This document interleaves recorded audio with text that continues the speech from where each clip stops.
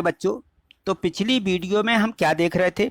पिछली वीडियो में हम देख रहे थे यूक्लिड डिवीजन लेमा पर आधारित प्रश्नों को हम देख रहे थे। तो वहां पर हमने जो यूक्लिड विभाजन प्रमेयिका है उस पर आधारित ऐसे बहुत से प्रश्न हमने देखे जिसमें समपूर्णांक है, विषम पूर्णांक है। इनके हमने सारे प्रश्नों को इस यूक्लिड विभाजन प्रमेयिका के आधार पर इनको हमने सिद्ध किया है, इनको हमने जो है वहां पे दिखाया है। ठीक है ना? तो अब यहाँ देखिए, यहाँ इस प्रश्न को पढ़िए और ध्यान से पढ़ना। लिखा है कि यूक्लिड विभाजन प्रमेयिका का प्रयोग करके दर्शाइए कि किसी धनात्मक पूर्णांक का वर्ग किसी पूर्णांक m के लिए 3m या 3m प्लस 1 के रूप का होता है। ये हमें क्या करना है? इसको ये हमें बताना है यूक्लिड विभाजन प्रमेयिका का प्रयोग करके। अब यहाँ ऐसा नहीं कर सकते हैं कि हम सवाल को देख करके कह देंगे कि ये 3m और 3m प्लस 1 के रूप का है, तो यहाँ जो है 3m का क्या भाग किया गया होगा, इसलिए ये यहाँ पे आ गया। ऐसा नहीं कर सकते। क्यों? क्योंकि यहाँ देखो लिखा है कि धनात्मक पूर्णांक का वर्ग करें और वर्ग करने पर यहाँ उसका जो वर्ग आएगा वो 3m के गुणांक के रूप में होना चाहिए। ये यहाँ ऐसा नहीं लिखा कि 3 का भाग कर दे तो ये आ जाएगा। ठीक है ना? क्योंकि इसका हमें प्रयोग करना है। तो हमने वहां पे क्या देखा है, उसकी टर्म किस प्रकार से होती थी। कोई हम धनात्मक पूर्णांक मान लो ए मान लेते थे। जैसे मान लिया हमने माना कि ये कोई एक धनात्मक पूर्णांक है। ठीक है ना? तो हम इसको क्या दर्शाते थे कि मान लीजिए हम ए को 2 से भाग दें तो यहाँ पर ये जो है 2q और 2q प्लस 1 इसके रूप में प्रदर्शित हो जाता था। यदि हम 3 से भाग दें तो क्या हो जाता था? 3 से भाग देते थे किसी इस पूर्णांक में, तो यह जो है 3q प्लस 1 या 3q प्लस 2 के रूप में प्रदर्शित होता था।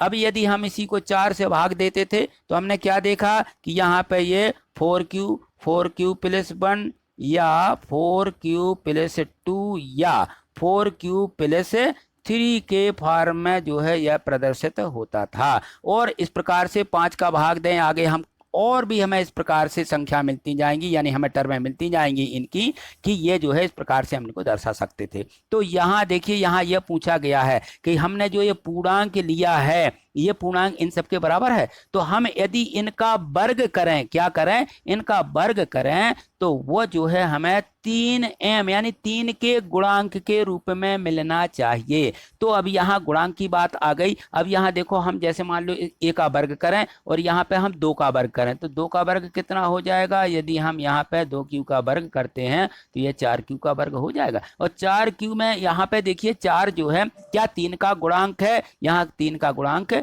नहीं है, तो हम इसको क्या कहेंगे? इसको हम नहीं ले सकते भाई। ठीक है ना? इस टर्म को हम नहीं लेंगे, कहना चाहिए। अब यहाँ देखिए, यदि हम 3q का वर्ग करते हैं तो 3 3 का 9q आ जाएगा, 9q का वर्ग आ जाएगा। तो यहाँ पे क्या है? ये जो है 3 के गुणांक की टर्म यहाँ पे बन रही है। इसी प्रकार से ये 4 नहीं होगी, 5 नहीं होगी, 6 भी नहीं हो सकती है ना? ये नहीं हो, सॉरी 6 हो जाएगी। यहाँ पे हमारी सीधे 3 के बाद कौन सी आ जाएगी? 6 आ जाएगी। यदि हम 6 का वर्ग करें तो ये 36q का वर्ग हो जाएगा, 36q। तो यहाँ पे निश्चित है कि यहाँ पे हम 3 बाहर ले लेंगे तो इतना क्या हो जाएगा? यहाँ पे 3 का 12 36 हो जाएंगे, 3 बाहर निकल आएंगे तो ये हमारे 3 के गुणांक में 6 प्रदर्शित हो जाएगी। अब देखिए इसी प्रकार से और कौन सी होगी 6 के बाद? अब 6 के बाद हमारी आगे जाएगी तो 9 की आ जाएगी, 9 के बाद और लेंगे तो हम 12 की आ जाएगी यहाँ पे, है ना? तो और आगे तक ढेर सारी टर्में होंगी जो इस प्रकार से 3 के गुणांक के रूप में आ सकती हैं। लेकिन हमें लेना कौन सी है? हमें अपनी सहूलियत के अनुसार ले लेना है इनमें से। तो इनमें जो है आगे बहुत ढेर सारे केस बनते जाएंगे। 6 में हमारे यहाँ पे 6 केस बनते हैं, 9 में लेंगे तो 9 केस बनेंगे, 12 में लेते तो 12 केस बनेंगे। लेकिन यहाँ देखिए, यहाँ पे हमें यदि हम इस फर्स्ट वाले को ले लेते हैं तो इनमें हमारे कितने? 3 ही केस बन रहे हैं, यानी 3 केस में हम इसको सिद्ध करके बता सकते हैं। तो अब आइए देखते हैं हमें इसको किस प्रकार से हल करना, किस प्रकार से सिद्ध करना है। तो यहाँ हम इसको इस प्रकार से लिखेंगे। देखिए, हमें ये टर्म लेनी है, ये निश्चित हो गया कि हमें इसको लेना है। ठीक है ना? अब देखो यहाँ आगे हम इसको हल करते हैं। देखिए यहाँ, तो अब यहाँ देखिए हम लिखते हैं हल, यहाँ लिखेंगे हल।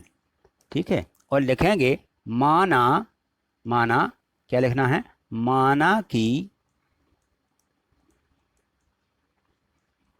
माना कि ए कोई धनात्मक पूर्णांक है, ए कोई धनात्मक पूर्णांक है, तब यह 3q प्लस 1 या 3q प्लस 2, या लिख दीजिए, या 3q प्लस 2 के रूप में लिखा जा सकता है, तब यह इस रूप में लिखा जा सकता है।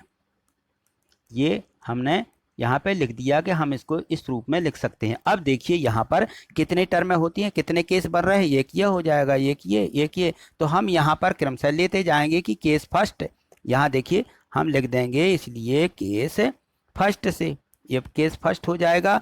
अब हम यहाँ क्या लिखेंगे कि ए बराबर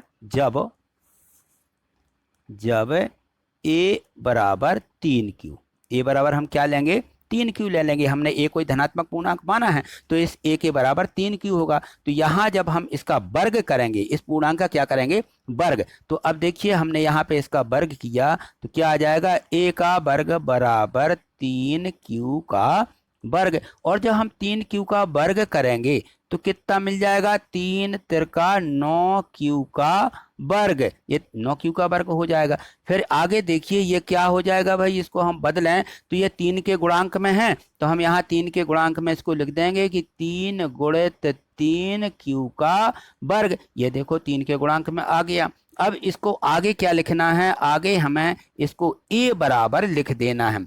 क्या लिख देना है कि ए स्क्वायर बराबर 3m। अब यहाँ आगे हम लिख देंगे कि चूंकि 3 जो है 3q वर्ग, m बराबर जो 3q वर्ग है, हम मान लेंगे कि ये एक m बराबर 3q वर्ग है और जो है एक पूर्णांक है, एक धनात्मक पूर्णांक है, ऐसा लिख सकते हो, एक धनात्मक पूर्णांक है, ऐसा इसको यहाँ पे हम बता देंगे कि ये धनात्मक पूर्णांक है। जो 3q का वर्ग है एक हमने पूर्णांक माना है, जैसे यहाँ लिखा था कि कोई पूर्णांक m के लिए, तो इस m के लिए हम क्या मानेंगे, यहाँ 3q का वर्ग मानेंगे और यहाँ जो है 3q वर्ग के बराबर m आ जाएगा, तो यहाँ हम m लिख देंगे। ये जो है हमारा फर्स्ट केस यहाँ पे सिद्ध हो जाता है कि ए स्क्वायर बराबर 3m। ठीक है, ये हमने दर्शा दिया। अब देखिए यहाँ पे केस 2 की बात होती है, तो यहाँ से लेंगे हम, देखिए यहाँ केस सेकंड, ठीक है ना, ये केस 2। तो इसमें हम क्या ले लेंगे, यहाँ लेंगे हम ए बराबर जब ए बराबर 3q प्लस 1, ये लेंगे कि ए बराबर 3q प्लस 1। तो अब हम क्या करेंगे, यहाँ पे इसका वर्ग करेंगे कि ए वर्ग बराबर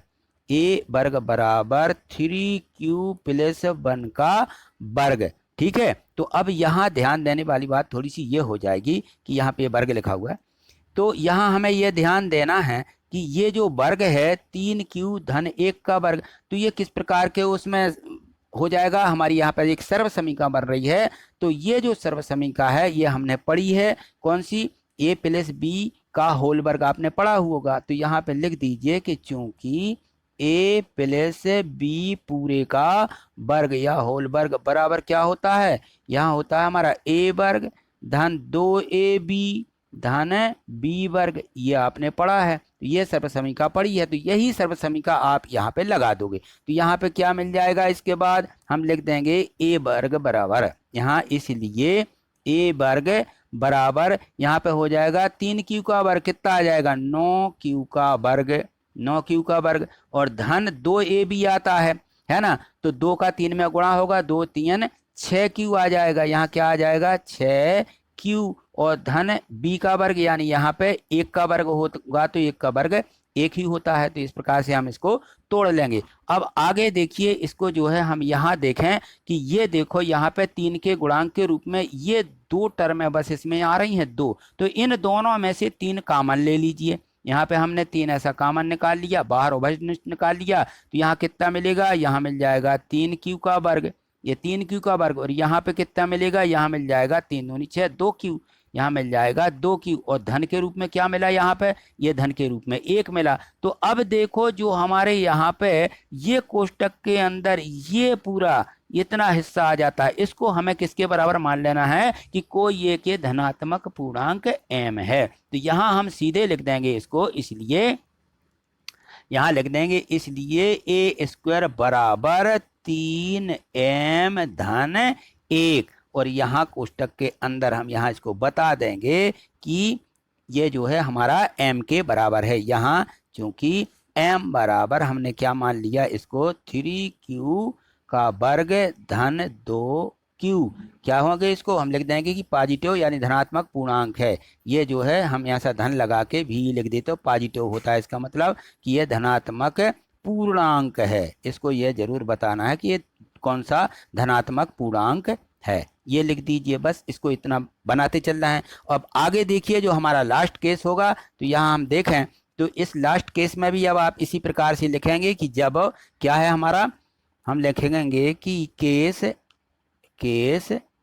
यहाँ पे तीसरा केस बचा है। तो अब यहाँ लिख दीजिए कि जब a बराबर अब क्या लेना है, a बराबर हो जाएगा 3q प्लस 2, ठीक, 3q प्लस 2। अब इसका होल वर्ग कर दीजिए तो क्या आ जाएगा, यहाँ आ जाएगा कि a का वर्ग बराबर 3q प्लस 2 का होल वर्ग। यहाँ पे होल वर्ग आ गया, संपूर्ण वर्ग। तो फिर से हमें इसी रूप में तोड़ना है जो हमारे a प्लस बी की ये सर्वसमीका लगाई है संपूर्ण वर्ग वाली। तो ये वर्ग धन 2ab धन b वर्ग के रूप में ये आती है। तो इसको फिर से अच्छे से लिख लेना, यहाँ नहीं समझ में आ रही हो तो देखता हूँ मैं यहाँ पे लिख देता हूँ फिर से।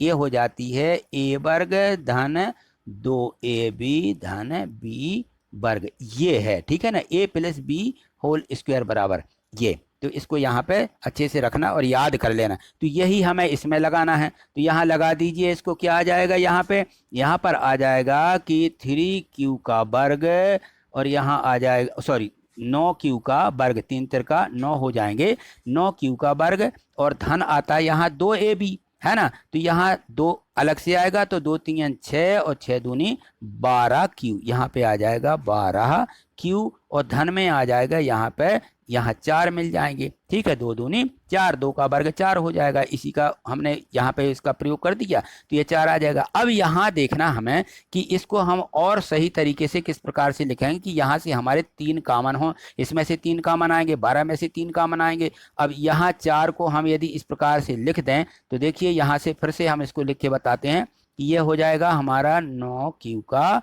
वर्ग, ये 9q हुआ, ये हमारा 12q आ जाएगा। और इस 4 को हम 3 धन 1 के रूप में लिख सकते हैं, इसलिए कि इस सभी में से हमारा 3 कॉमन निकलता हुआ दिख रहा है। इन सभी में से हम 3 कॉमन ले लेंगे यहाँ पे। तो अब देखिए जब हम इसमें से 3 कॉमन लेंगे तो क्या बच जाएगा, यहाँ पर देखो ये हमने 3 कॉमन ले लिया, और 3 कॉमन लेने के बाद यहाँ बच जाएगा 3q का वर्ग, ये बचेगा। और यहाँ पे कितना बचेगा, 3 चौके 12 होते तो 4q बच जाएगा, यहाँ 4q, और यहाँ 3 एकम 3, यानी यहाँ बच जाएगा 1, बस ये हमारा बच जाएगा। और यहाँ धन 1 आगे जो है इसको हम लिख देंगे। और इस पूरी टर्म को जो यहाँ पे ये आ गई है इसके बराबर हमें क्या लिख देना है, इसके बराबर हमें m लिख देना है। तो ये आ जाएगा a स्क्वायर बराबर क्या आ जाएगा, ये मिल जाएगा 3m धन 1, और यहाँ लिख देंगे चूंकि यहाँ लिखना है चूंकि ये जो हमारा इतना ये है अंदर वाला, ये 3 के गुणांक में है, इसको हम m के बराबर मानेंगे और इसको लिख देंगे कि m बराबर चूंकि 3q का वर्ग धन 4q धन 1, ये क्या है हमारा एक धनात्मक पूर्णांक है, VE लिख के पॉजिटिव इंटीजर्स पूर्णांक है। ये यहाँ पे ऐसा इसको बता दें कि ये पूर्णांक है, ठीक है, ये हमने लिख दिया। तो अब यहाँ नीचे हमें क्या लिखना है, ये देखिए हमारे इन तीनों केसों में मात्र क्या सिद्ध हुआ है कि यदि मान लीजिए हम किसी भी पूर्णांक का वर्ग करते हैं, धनात्मक पूर्णांक का क्या करते हैं, वर्ग करते हैं, तो वो जो है 3m और 3m प्लस 1 के रूप में ही उसको तोड़ सकते हैं। तो यहाँ देखो 3m हो गया, और इन दोनों केसों में ये जो हमारे केस सेकंड और केस हमारा थर्ड है, इन दोनों में देखते हैं तो 3m धन 1 और 3m धन 1 ही सिद्ध हो रहा है। तो ये हमें निश्चित है कि यहाँ जो पूछा गया है कि किसी धनात्मक पूर्णांक का वर्ग करने पर वह 3m और 3m धन 1 के रूप में प्रदर्शित इसको कर सकते हैं। तो यहाँ देखिए, इसको यहाँ नोट कर लीजिए, उतार लीजिए और आगे देखते हैं नीचे हमें क्या लिखना है लास्ट में। तो यहाँ देखो हम लिख देते हैं इसको, ठीक है। यहाँ देखिए और इसको जो है, तो देखिए यहाँ हम इसको लिखेंगे कि अतः, इसलिए लास्ट में हमें लिख देना है अतः केस फर्स्ट सेकंड एवं थर्ड से हम जानते हैं कि किसी भी धनात्मक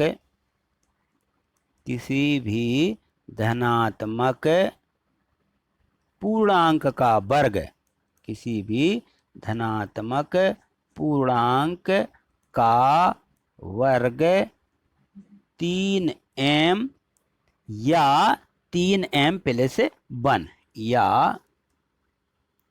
3m प्लस 1 के रूप में लिख सकते हैं, या के रूप का होता है, ऐसा के रूप में लिख सकते हैं।